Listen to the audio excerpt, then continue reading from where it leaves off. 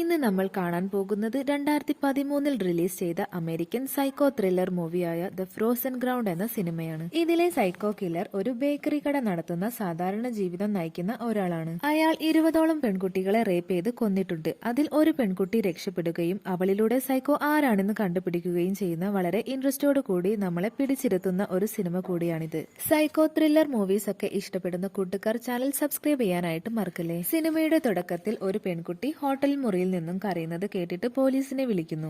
Police വന്ന് door തള്ളി തുറന്ന് ആ പെൺകുട്ടിയുടെ അടുത്തേക്ക് പോകുന്നു. അവളുടെ കയ്യിൽ ഹാൻഡ് കഫ് ഇട്ടിരിക്കുകയാണ്. അവൾ കരഞ്ഞുകൊണ്ട് എന്നെ രക്ഷിക്കണമെന്നും അയാൾ എന്നെ കൊല്ലുമെന്നും പറയുന്നു. അവളുടെ കയ്യിലെ ഹാൻഡ് കഫ് അഴിച്ചു മാറ്റുമ്പോൾ അവൾ പോലീസിനെ കെട്ടിപ്പിടിച്ച് കരയുന്നു. അങ്ങനെ അവളെ ഹോസ്പിറ്റലിലേക്ക് മാറ്റുന്നു. അവിടെ വെച്ച് അവളെ ക്വസ്റ്റ്യൻ ചെയ്യുന്നുണ്ട്. എന്താണ് സംഭവിച്ചതെന്ന് പോലീസ് അവളോട് ചോദിക്കും. അവൾ ഒരു പ്രോസ്റ്റിറ്റ്യൂട്ട് ആണ്. അവളെ ഹോട്ടലിലേക്ക് വിളിച്ച ആൾ തന്നെയാണ് അവളെ കൊല്ലാൻ നോക്കിയത്. ആ സമയം പോലീസിന് ഒരു കോൾ വരും. ഒരു പെൺകുട്ടിയുടെ ബോഡി വഴിയിൽ ഉപേക്ഷിച്ച നിലയിൽ കണ്ടെത്തിയിട്ടുണ്ട്. അത് അന്വേഷിക്കാനായി അവർ അങ്ങോട്ടേക്ക് പോകും. ആ ബോഡി ചെക്ക് ചെയ്തപ്പോൾ ഏകദേശം 25 വയസ്സ് പ്രായമുള്ള ഒരു പെൺകുട്ടിയുടെ ബോഡി ആയിരുന്നു. മാത്രമല്ല 6 മാസത്തോളം പഴക്കവും വന്നിട്ടുണ്ട്. അവളെ ഷൂട്ട് ചെയ്ത് കൊന്നതാണെന്ന് മനസ്സിലാകുന്നു. അവളെ ഓടാൻ വിട്ടിട്ട് പുറകിൽ നിന്ന് ഷൂട്ട് ചെയ്ത് കൊന്നതാണ്. അവിടുന്ന് കട്ട് ചെയ്ത് ബോബ് എന്ന ചെറുപ്പക്കാരനെ കാണിക്കുന്നു. അയാൾക്ക് സ്വന്തമായി ഒരു ബേക്കറി ഉണ്ട്. അവിടെ പോലീസ് വരെ വന്ന് ഫുഡ് കഴിക്കാറുണ്ട്. മാത്രമല്ല കസ്റ്റമേഴ്സിനോടൊക്കെ നല്ല പെരുമാറ്റവുമാണ് അയാൾക്ക്. ആ സമയം പോലീസിന് ഒരു ബോഡി കിട്ടുന്നു. അതും ഒരു പെൺകുട്ടിയുടെ ബോഡി ആയിരുന്നു. അന്ന് രക്ഷപ്പെട്ട പെൺകുട്ടിയെ വീണ്ടും ക്വസ്റ്റ്യൻ ചെയ്ത് നോക്കിയപ്പോൾ അവൾ പറയും, അയാൾ എന്നെ റേപ്പ് ചെയ്യുമ്പോൾ തന്നെ എനിക്ക് മനസ്സിലായിരുന്നു അയാൾ എന്നെ കൊല്ലുമെന്ന്. അയാൾ എന്നെ കാറിൽ കയറ്റി എയർപോർട്ടിൽ ഇറങ്ങി ഒരു പ്രൈവറ്റ് ജെറ്റിൽ കയറ്റുമ്പോഴാണ് ഞാൻ അവിടെ നിന്നും രക്ഷപ്പെട്ടത്. അവിടുന്ന് കട്ട് ചെയ്ത് ആ സൈക്കോ ഒരു പെണ്ണിനെ ഒരു പ്രൈവറ്റ് ജെറ്റിൽ കയറ്റി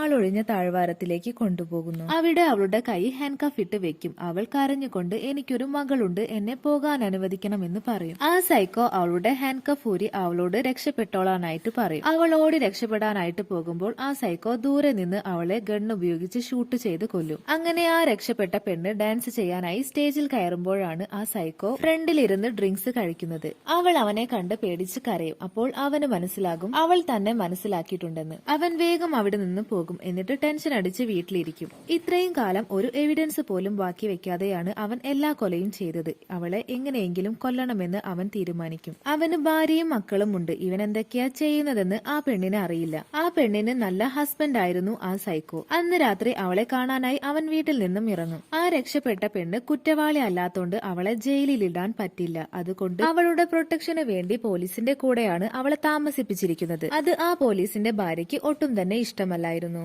അവൾ ദേഷ്യത്തോടെ ആ പോലീസിനോട് സംസാരിക്കും. അതെല്ലാം ആ പെണ്ണ് കേൾക്കുന്നുണ്ടായിരുന്നു. അവൾ കരഞ്ഞുകൊണ്ട് അവിടെ നിന്നും ഇറങ്ങിപ്പോകും. അവൾ അവിടെ നിന്നും പോയതറിഞ്ഞ് ആ പോലീസ് അവളെ അന്വേഷിച്ചു ബാറിൽ ചെല്ലും. അവൾ അവിടെ എത്തിയിട്ടില്ല എന്ന് മനസ്സിലായി അവർ അവിടുന്ന് തിരിച്ചു പോകും. ആ സമയം ആ സൈക്കോയും അവളെ അന്വേഷിച്ചു പോകും. അങ്ങനെ അവളെ ഒരു ഹോട്ടലിൽ വെച്ച് ഡ്രഗ്സ് അടിച്ച് ബോധം നഷ്ടമായ അവസ്ഥയിൽ കിട്ടും. അവളെ എടുത്ത് കൊണ്ടുപോകുന്നത് ആ സൈക്കോ കാണുന്നുണ്ടായിരുന്നു. അങ്ങനെ അവളെ ഹോസ്പിറ്റലിൽ കൊണ്ടുപോകുന്നു. അവിടുന്ന് അവളുടെ ബാഗിൽ നിന്നും പോലീസിന് ഒരു ഫോട്ടോ കിട്ടുന്നുണ്ട്. ഇതാരാണെന്ന് ചോദിക്കുമ്പോൾ അവൾ പറയും, ഇതെന്റെ അമ്മയാണ്. അമ്മയുടെ 15ാം വയസ്സിലാണ് ഞാൻ ജനിക്കുന്നത്. അമ്മയുടെ അങ്കിളിന്റെ കൂടെയാണ് എന്നെ താമസിപ്പിച്ചിരുന്നത്. അയാൾ എന്നെ ചെറുപ്പം മുതലേ പീഡിപ്പിക്കുമായിരുന്നു. അവിടുന്ന് ഞാൻ രക്ഷപ്പെട്ടോടിയതാണെന്ന് ആ പെൺകുട്ടി പറയും. ആ സമയം സൈക്കോ പോലീസ് തന്നെ ഫോളോ ചെയ്യുന്നുണ്ടെന്ന് മനസ്സിലാക്കി അവൻ കൊന്ന പെൺകുട്ടികളിൽ നിന്നും എടുത്ത ജ്വല്ലറീസും മറ്റും ഒളിപ്പിക്കാനായി ജെറ്റിൽ കയറി പോകും. അത് പോലീസ് കാണുന്നുണ്ട്. എല്ലാ കൊലയ്ക്കും പിന്നിൽ പ്രതി അവൻ തന്നെയാണെന്ന് പോലീസിന് മനസ്സിലായി. പോലീസ് ചീഫിനോട് അവനെ അറസ്റ്റ് ചെയ്യാനുള്ള വാറന്റ് ചോദിക്കും. അതിന് ചീഫ് സോളിഡ് എവിഡൻസ് ഇല്ലാതെ വാറന്റ് തരാൻ പറ്റില്ലെന്ന് പറയും. അവൻ പീഡിപ്പിച്ച് കൊല്ലാൻ ശ്രമിച്ച പെണ്ണ് രക്ഷപ്പെട്ട് വന്നിട്ടുണ്ട്. മാത്രമല്ല അവൻ മോഷണം പോയി എന്ന് പറഞ്ഞ് ഇൻഷുറൻസ് ക്ലെയിം ചെയ്ത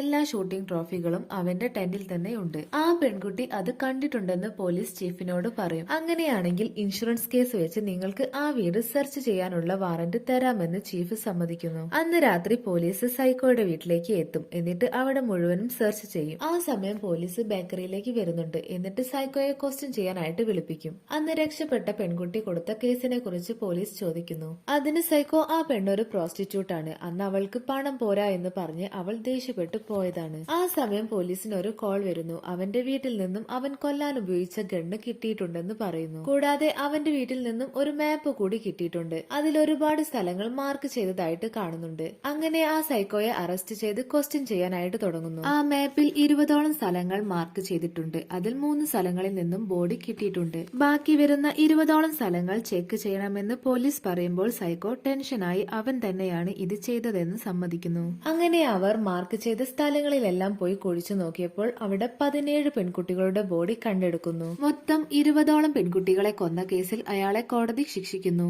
അവിടെ വെച്ച് ദ ഫ്രോസൺ ഗ്രൗണ്ട് എന്ന സിനിമ അവസാനിക്കുന്നു. So thanks for watching.